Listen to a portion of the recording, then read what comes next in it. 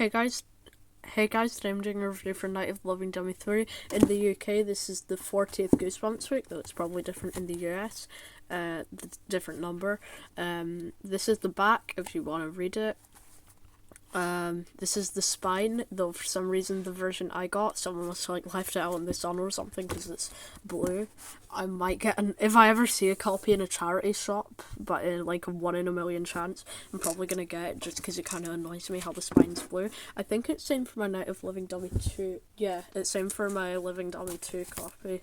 That one's kind of like peach color, and the normal version is yellow, or maybe it's a misprint. Then I've got something rare, but Night of the Living Dummy 3. I really enjoyed this book. I thought it was really good. It's probably one of my favorite Slappy books, along with the four others that are one of my favorite Slappy books. Really enjoyed this one. The episode's also really good. I might actually prefer the episode, maybe. It's the episode also has Hayden Christensen, but I should probably stop talking about the episode. Speaking of the episode, I love the twist ending in the episode. Yeah, I need to stop talking about the episode. I think that happened in like my Revenge of the Garden Gnomes review. I talked a lot about the episode when I should have been talking more about the book. Anyway, I'll talk about the book now. So, the plot of this book is there's this girl called Trina, and she has a sister, not a brother called, what's her brother called again? Does it say? Oh, yeah, Dan. Most of the time in Goosebumps books, it's like their siblings really annoying, though I don't think, from what I remember, they really did that in this book. So yeah, for once, a good brother, finally, good little brother representation. Let's go. She has a cousin called Zane that comes around, and he's really scared of dummies. Last year, he came around during the summer, or the spring or something, I don't know, and they pranked him, and he got, like, traumatized.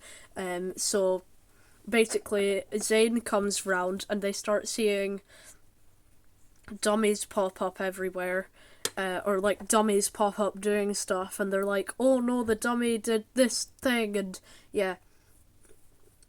They see this, so yeah, that happens. And also, speaking of dummies, their dad is a really big dummy fan. That sounded kind of weird. Has a whole dummy collection. He's a kind of a ventriloquist. I don't think it's like his full-time job, but I think they said that he like used to do ventriloquism.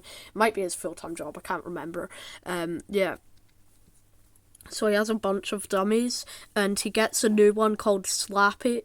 No, not one called Slappy. He gets Slappy, though I think he calls him Smiley.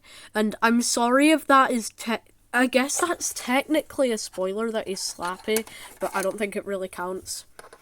Yeah, but he's Slappy. You can like tell if you know what Slappy looks like. Yeah. Basically, this review, it's starting off spoiler free, but it's gonna end in spoilers. I'll tell you when the spoilers are happening though. I think I'm gonna start getting into spoilers now, but before I do that, I want to go an overall review. I really like the characters in this book. I thought it was really entertaining. The setting was good. The twist was alright. Not the greatest though. The twist... Actually, no, I thought the twist was pretty good. It's just the episode's twist was way better. I liked how they introduced some new dummies. Yeah. Characters were good, plot was good, writing was good, yeah. So now I'm gonna get into spoilers. You have 5 seconds to leave. 5, 4, 2, 1. I skipped 3. I'm so edgy. Now get off the video. Okay, so basically, Slappy,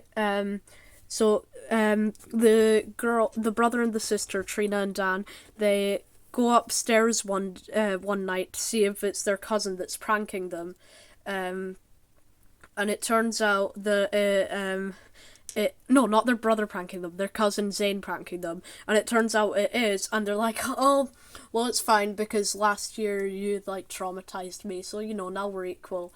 Then the next day they're like happy again, they're all friends, they go outside, they go back in, the cousin's room is completely trashed, ransacked, everything. Forgot to mention, the cousin's a photographer. Is that what? Photographer. Yeah, he it's like he's really into taking pictures and stuff. So yeah, and like his camera broke and stuff. Curtains ripped, the room, it's not just messed, it's completely like trashed, you know. So yeah, then I think the same thing happens to someone else's room. I honestly can't really remember. I read this book like 2 weeks ago, like a week and a half ago. I always, like, 2 seconds after I read a Goosebumps book, I'm like completely forget it. Yeah. But I really liked. Oh yeah, it's not the end yet. That's like, oh, still not finished. This book, it isn't that long. I think it's, how many pages is it? Just like 120, the average length for a Goosebumps book. But like it feels long. Not that that's a bad thing, because it's entertaining and stuff. But you know, it feels longer than other Goosebumps books. It didn't feel rushed though at all. It just had like a big story. Yeah. So eventually I think it's just the sister, or no, I think it's just the sister and the brother. They go upstairs one night because they keep seeing that Rocky, one of the dummies, he keeps like he keeps stuff keeps getting messed up, and they see like Rocky is there. So they go upstairs one night, and they see Zane.